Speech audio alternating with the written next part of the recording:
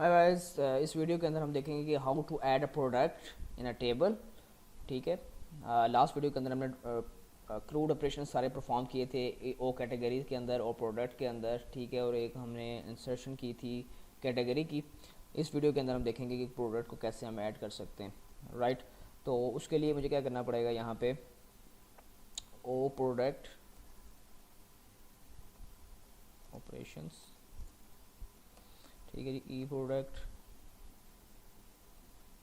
ठीक है। ये ऊपर मेरे ख्याल में इसकी नेम स्पेस ऐड नहीं है, तो ऊपर नेम स्पेस ऐड कर लें using data set dot entities. और यहाँ पे जी ई प्रोडक्ट। राइट हो गया। अब मैंने क्या करना है, वन पे वन वैल्यूज़ को वहाँ से लेना है फॉर्म में से। तो product dot name equal to T X T product dot value. Product dot price is equal to T X T price dot value. Product dot description is equal to T X T description dot value. ठीक है जी। ये price में कह रहा है float के अंदर और ये स्ट्रिंग के अंदर है, तो उसको कैसे हम कन्वर्ट करेंगे, फ्लोट डॉट पार्स। ये आपने फ्लोट में कन्वर्ट कर लिया। अच्छा, उसके बाद क्या है जी, product dot category ID is equal to D D L category dot selected value. ठीक है जी। सिलेक्टेड वैल्यू क्या है जी, आपको स्ट्रिंग में रिटर्न करेगा और कैटेगरी आईडी आपके पास इंटीजर में, तो कन्वर्ट करना पड़ेगा, convert dot to int 32। Right. उसके बाद ये product dot image path is equal to empty. अभी मैं इमेज को अपलोड नहीं कर रहा इस वीडियो के अंदर, नेक्स्ट वीडियो के अंदर इमेज को हम अपलोड करेंगे। अभी मैं सिर्फ डाटा को इंसर्शन करवा रहा हूँ यहाँ पे। राइट हो गया। अब मैं क्या करता हूँ, int rows equal to product operations dot insert. Insert का है जी हमारे पास प्रोडक्ट जाएगा। यस। राइट। चेक लगा लें, if rows is greater than equal to 0, तो यहाँ पे भी आपको दो डिप लगाने पड़ेंगे, एक सक्सेस का और एक एरर का। वो हम ऐड कैटेगरी वाला पेज ओपन करते हैं। ये दो डिप है, इसको मैं कॉपी कर लेता हूँ यहाँ पे। राइट। और ये मैंने पेस्ट कर दिए। यहाँ पे div success dot visible is equal to true, else div error dot visible is equal to true. और मैं चाहता हूँ ये तमाम कोड मेरा ट्राई कैच के अंदर आए, तो मैं क्या करूँगा, सारा कोड सेलेक्ट करूँगा और कंट्रोल के एस राइट, वो मैं साइमल्टेनियसली उसको प्रेस करूँगा तो हमारे पास ये ड्रॉप डाउन आ जाएगी। इसमें ट्राई कैच को क्लिक करता हूँ तो ये मेरे पास कोड जनरेट हो जाता है। इसके अंदर मैं div error dot visible equal to true. ठीक है जी। आपने एक्सेप्शन को भी थ्रो करा दिया। अब क्या हुआ जी, ये हमारे पास प्रोडक्ट को ऐड करने वाला कोड है। इसको हम देखते हैं कि ये चल रहा है या नहीं चल रहा है। इसको मैं रन करता हूँ।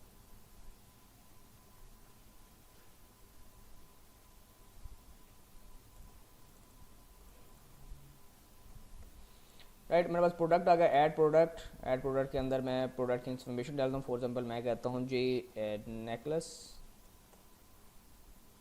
Enterprise 4000 description this is new.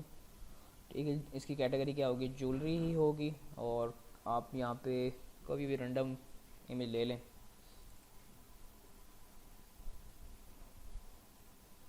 Then उसको आप ऐड कैटेगरी पर क्लिक करें तो आपके पास क्या होगा, डाटा इंसर्टेड सक्सेसफुली। हम डेटाबेस पे जाकर चेक करते हैं कि ये मेरे पास कोड चल रहा है या नहीं। Select static from product execute किया मैंने, तो ये देखिए आपके पास डाटा आ रहा है। ठीक है। प्रोडक्ट इमेज पाथ नहीं आया सिर्फ क्योंकि वो मैंने प्रोडक्ट इमेज को मैंने अपलोड नहीं किया, डेट्स वाई यहाँ पे एरर दे रहा है।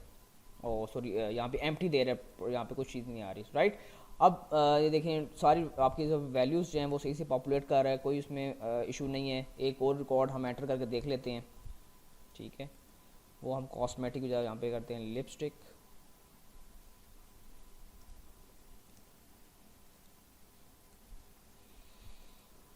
उसकी प्राइस कर लेते हैं जी हम 1000। दिस इज न्यू प्रोडक्ट है।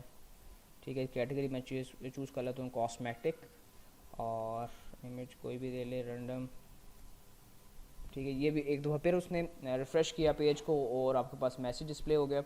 अब मैं देखता हूँ दोबारा से डेटाबेस में जाकर, देखें जी आपके पास दूसरा रिकॉर्ड भी आ गया, वन इज़ ऑटो इंक्रीमेंट, ठीक है, 1 था, दैन सेकंड आया 2 आया, प्रोडक्ट नेम सही आ रहा है, प्राइस हमारे पास ठीक आ रही है, डिस्क्रिप्शन हमारे पास ठीक आ रही है, ठीक है जी। कैटेगरी आईडी यहाँ पे इशू कर रही है, हाँ हमेशा वन और वन उठा रही है। ये क्या इशू है कि जी वन दोबारा से वही दोबारा नए सिरे से या टॉप से वैल्यू उठा रहा है, मतलब जो ज्वेलरी की जो पहली जो कैटेगरी आइटम था वही उठा रहा है, मतलब ड्रॉप डाउन लिस्ट के अंदर जो पहला एलिमेंट था उसी को फैच कर रहा है। तो ये कैसे होता है, ये हम आपको मैं प्रोसेस बताता हूँ कि फॉर एग्जांपल जब आपका पेज लोड हुआ, ठीक है, तो आपके पास जो मेथड सबसे पहले चलता है dates card page load, right. और जब वो बटन क्लिक करके वापस इस पेज पे आता है, सर्वर साइड पेज पे आता है, देन जो मेथड सबसे पहले लोड होगा डेट्स कार्ड पेज लोड। तो पेज लोड के अंदर हमारे पास बाइंड ड्रॉप डाउन लिस्ट पड़ी हुई है, तो ये मेथड बार बार चल रहा है। एक दफ़ा जब आपने लिंक पे करके आए, फॉर एग्जाम्पल मैंने ऐड प्रोडक्ट पे क्लिक किया है तो इस पेज पे आया, देन पेज लोड चलेगा, देन बटन पे क्लिक किया मैंने, देन वापस इस पेज पे आया, देन पेज लोड दोबारा चलेगा।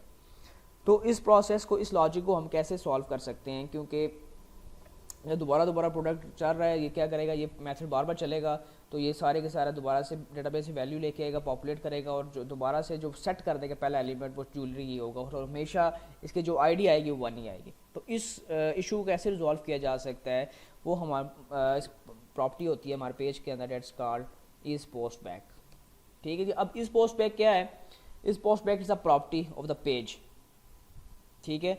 ये इसके अंदर जो वैल्यू स्टोर हो रही होती है, ये वैल्यूज ये सेव रखता है, डेट्स कॉल्ड ट्रू या फॉल्स। ये बूलियन डेटा टाइप को सेव कर रहा है, ट्रू या फॉल्स। अब ट्रू कब है और फॉल्स कब है, कि जब मैंने क्लिक किया ऐड प्रोडक्ट पे, ठीक है, दैट्स मैं आपको ये स्क्रीन पे दिखा दूँ ताकि आपको क्लियर हो जाए, कि जब मैं ऐड प्रोडक्ट के जो लिंक है इसको मैं क्लिक करता हूँ और आपके पास ये पेज लोड होता है, तो इसका मतलब ये कि फर्स्ट टाइम ये मेमोरी के अंदर आया, ठीक है। कहने का मतलब जब भी किसी लिंक पे आप क्लिक करोगे तो वो मेमोरी में फर्स्ट टाइम आएगा, लोड होगा। जब फर्स्ट टाइम लोड होगा मेमोरी के अंदर, उस टाइम इस पोस्ट बैक की जो प्रॉपर्टी होती है, जो वैल्यू होती है, वो फॉल्स होती है जब फर्स्ट टाइम लोड होता है मेमोरी के अंदर, ठीक। क्या होती है जी, इस पोस्ट बैक की जो वैल्यू होगी वो फॉल्स होगी।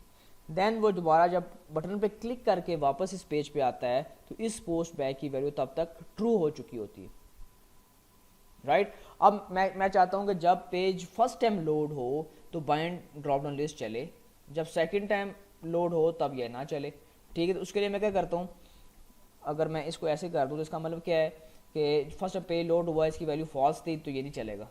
इसका मतलब मैं यहाँ पे इसके साथ मैं अगर नॉट लगा दूं तो ये कर देगा ट्रू इसको, और इस मेथड को रन कर देगा, ठीक है। सेकंड टाइम जब बटन पे क्लिक करके इस पोस्ट बैक के पास आएगा तो उसकी वैल्यू क्या हुई होगी, ट्रू हुई होगी। जब ट्रू है तो नॉट उसको क्या कर देगा, फॉल्स, देन ये वाला जो ब्लॉक है इफ का वो नहीं चलेगा, ठीक है। ये फर्स्ट टाइम मेमोरी में आया, इस पोस्ट बैक की जो वैल्यू हुई वो फॉल्स हो गई, सेकंड टाइम बटन क्लिक करने के बाद इस पेज पे आया, देन उसकी वैल्यू क्या होगी, ट्रू। तो हमने इस तरह इसको जज कर लिया। अब मैं इसी को दोबारा से रन करके देखते हैं कि ये कोड हमारे पास सक्सेसफुली चल रहा है, ठीक है जी। मैंने ऐड प्रोडक्ट पे क्लिक किया, इस टाइम उसकी जो इस पोस्ट बैक की जो वैल्यू होगी फॉल्स होगी, इसने ट्रू किया, तब ये आपके पास जो बाइंड हो रही है इन्फॉर्मेशन, ठीक है जी। मैं दोबारा से लिपस्टिक ही ऐड करता हूँ इसके अंदर,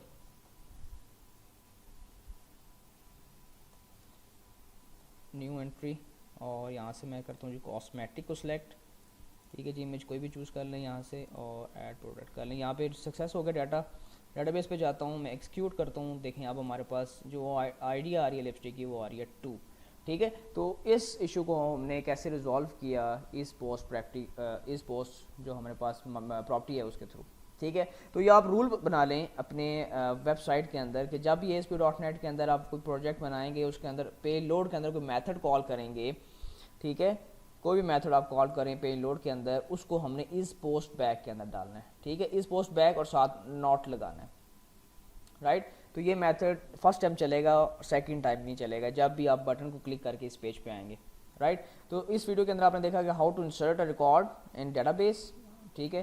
नेक्स्ट वीडियो के अंदर देखेंगे how to upload a image in database. See you next video.